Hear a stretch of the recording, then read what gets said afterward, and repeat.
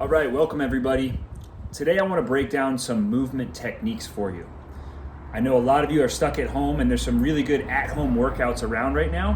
What I want to focus on here is helping you to get the most out of the movements that you're going to be doing at home. So we're going to focus on some of the most impactful movements that you can do at home, and we're going to focus a little bit on the techniques behind them so you can make sure that you're doing these things to stay safe and to make them effective. So today we're going to focus on the split squat, which is one of our foundational movement patterns. This is one of my favorite lower body exercises to do at home because this is the foundation of regular split squats, Bulgarian split squats, forward lunges, reverse lunges. There's so much variation that we can have with this movement. So it's really imperative that we learn how to do this movement properly. So we're going to actually build this movement from the ground up. I want you guys to do this along with me so you can actually feel what some of these positions feel like.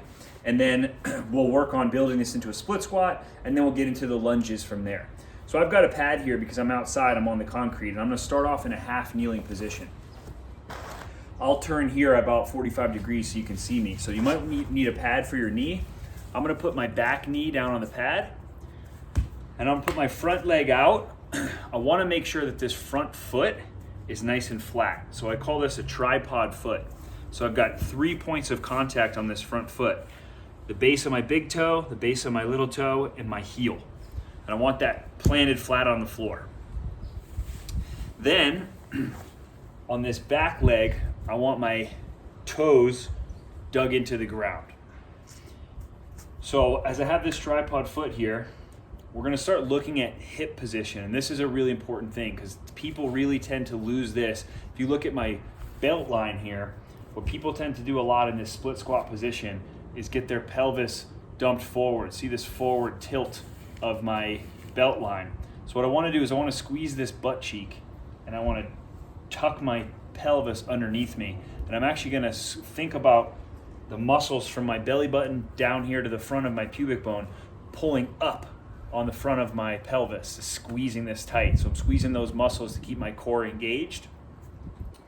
Now, as we get started here, I make sure my core is engaged. I'm gonna take a deep breath out to make sure my rib cage is down. So I don't wanna be flared in this flared out rib cage position. So I'm gonna breathe out, bring my rib cage down, and now lock my abs nice and tight as if I was about to get kicked in the stomach. So everything's tight here. My glute is tight. I'm planted down through this front leg.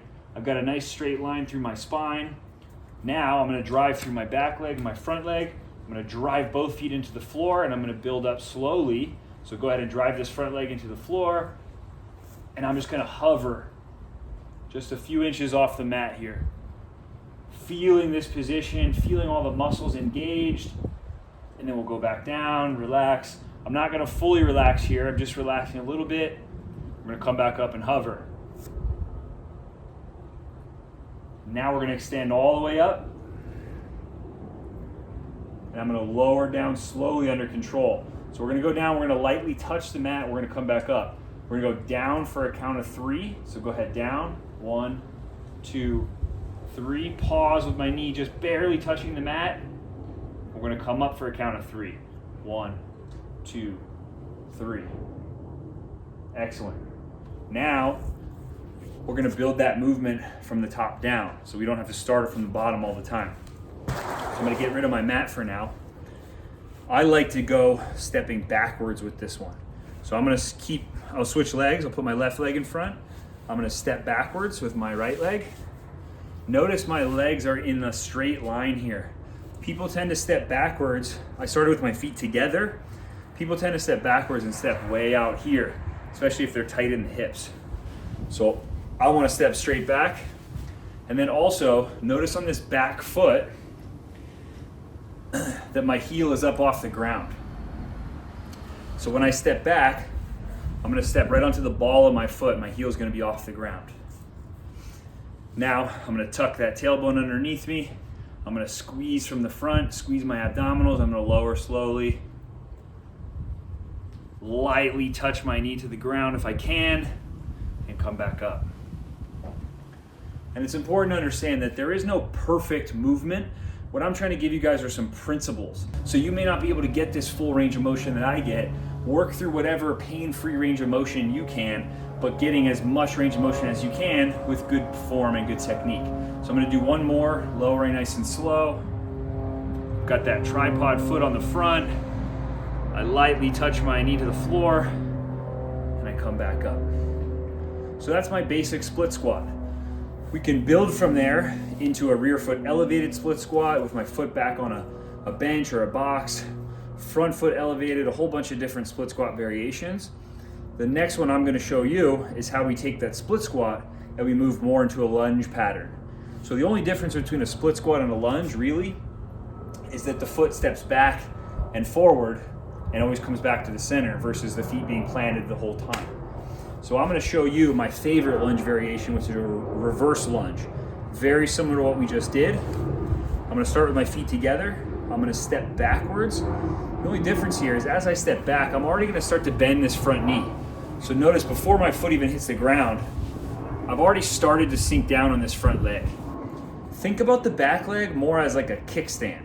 So the back leg isn't gonna have a lot of weight on it. We wanna split the weight probably about 80-20 on the front leg. So 80% of my weight is gonna stay on the front leg, 20% will go onto the back foot. So I'm gonna use it as a kickstand to help me balance, but I'm not gonna drive off of it. So I'm gonna step back with my right foot. As my foot touches, I slowly lower my knee towards the ground. Everything looks really similar to my split squat. The only difference here is I've got a little bit more weight forward on this front leg.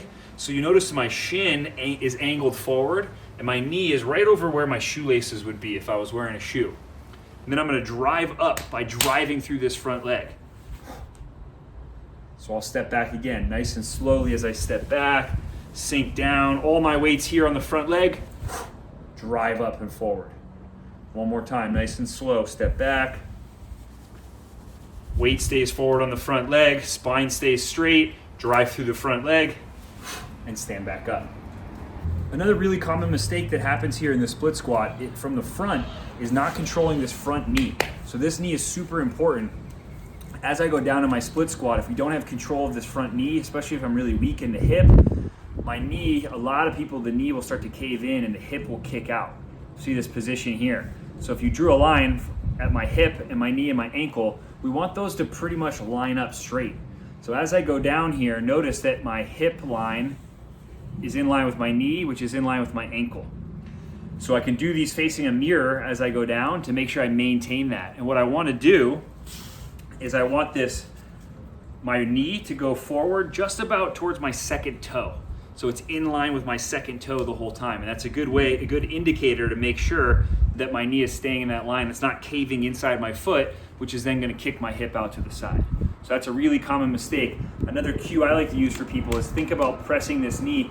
If there was a wall right next to me, I'm gonna press that knee out and squeeze it into the wall. That's gonna turn on this glute so that it helps keep that in a nice straight line.